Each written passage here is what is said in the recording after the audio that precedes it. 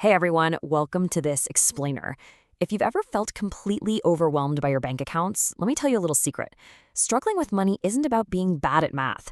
It is almost entirely about lacking a plan.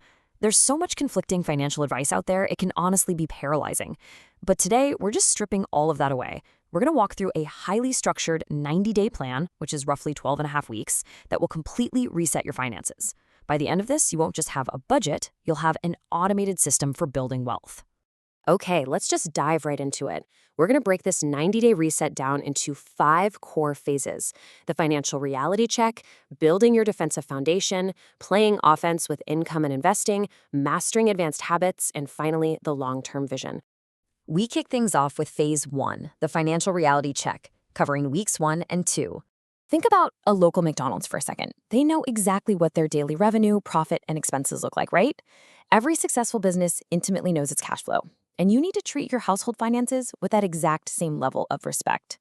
So in week 1, here's your direct action plan. First, pull up your last 3 months of bank and credit card statements. Actually, put them all up on your computer screen so you can literally see them all at once. Second, categorize every single expense into a spreadsheet. Third, as you move into week 2, sort those expenses from largest to smallest. We want to find the lowest hanging fruit.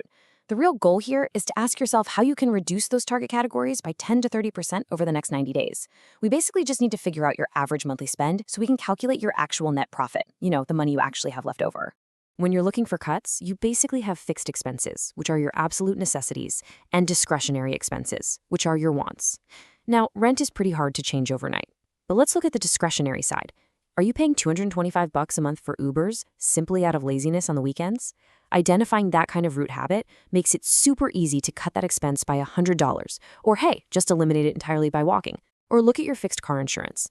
Most people just blindly pay the bill, but if you take a little time to call around and compare rates, you could easily lower a $750 payment by $100. Cut the fat where it's easiest. Moving right along to phase 2, building your defensive foundation. This spans weeks 3 through 5. Week 3 is all about the sheer genius of automation and paying yourself first.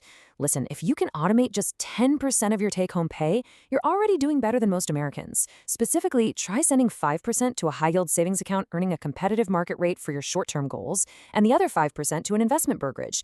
The magic here is completely psychological. If you set up your online banking to transfer this money out of your main checking account the literal second your paycheck hits, you never even see it. It removes all the friction and completely eliminates the temptation to spend it. Now, week 4 gets a bit more serious. Do you have high-interest consumer debt? If you're sitting on credit card balances, you need a highly aggressive attack plan. Go online, find a quick credit card calculator, and plug your own numbers in.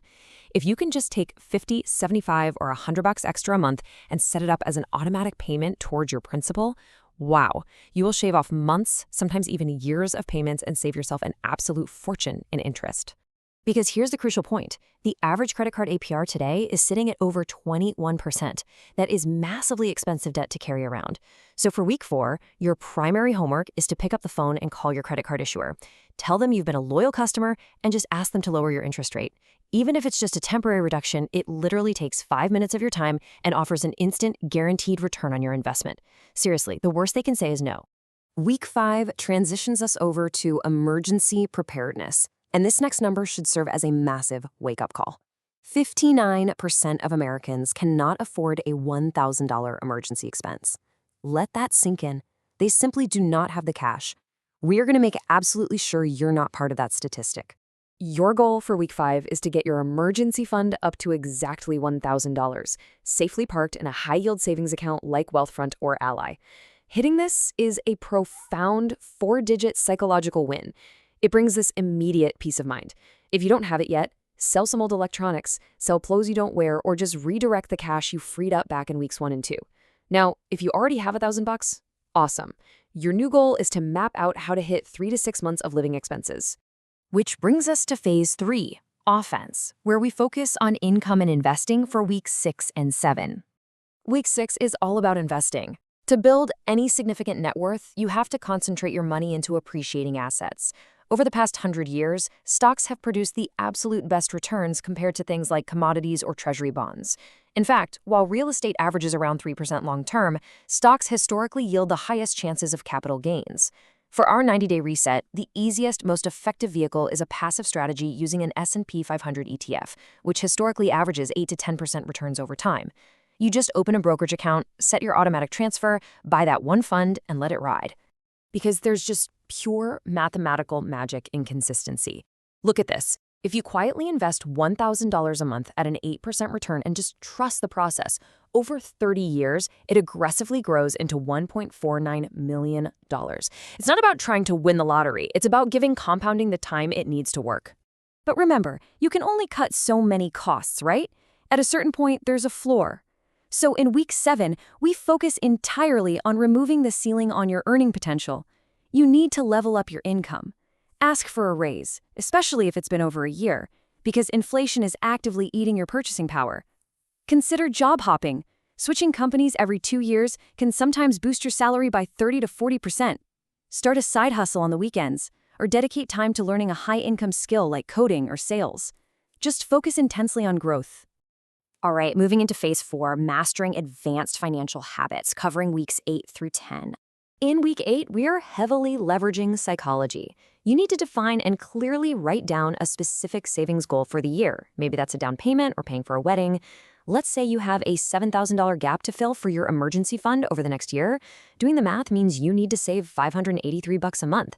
But here's the real secret. Studies show that simply writing down your goal, making a plan, and sharing it with friends increases your likelihood of actually achieving it by 42%. You have to announce it out loud to make it real. Week 9 has us navigating the ultimate double-edged sword, credit cards. Listen, if you treat a credit card exactly like a debit card and pay it off in full every single month, it is an incredible tool. You get cash back, free perks, and you actively build your payment history, which makes up 35% of your credit score, unlocking way better mortgage rates later in life. But if you're undisciplined, you'll end up like the average American carrying a $723 balance at 21% interest. Bottom line, if you lack self-control, stay completely away. If you have it, go ahead and reap the rewards. By week 10, it's time to start tracking your personal scorecard, your net worth. This is incredibly motivating to watch. The equation is super simple. Just take the total value of all your assets and subtract all your liabilities. So, for example, if you own a $100,000 house and have $25,000 in investments, but you have a $30,000 car loan, your net worth is $95,000. Start tracking this every single month or quarter.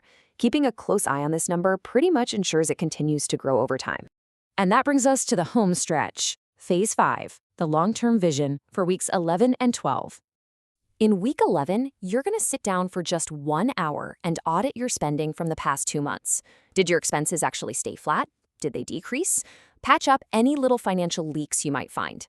Then, in week 12, you define your massive stretch goals for 1, 5, and 10 years into the future. Want to buy a house in 5 years? Awesome. Map out the exact monthly math required for that down payment today. And maybe most importantly, open your calendar right now and schedule quarterly check-ins with yourself to review your progress. Which brings us to the ultimate question I want to leave you with today. What will your financial reality look like a decade from now if you start treating it like a business today? Really think about that. Wealth isn't built overnight. It is built through the consistency, the discipline, and the long-term vision we just mapped out together. So, start your 90-day reset today and take absolute control of your financial future. Thanks so much for joining me on this explainer, and I will catch you on the next one.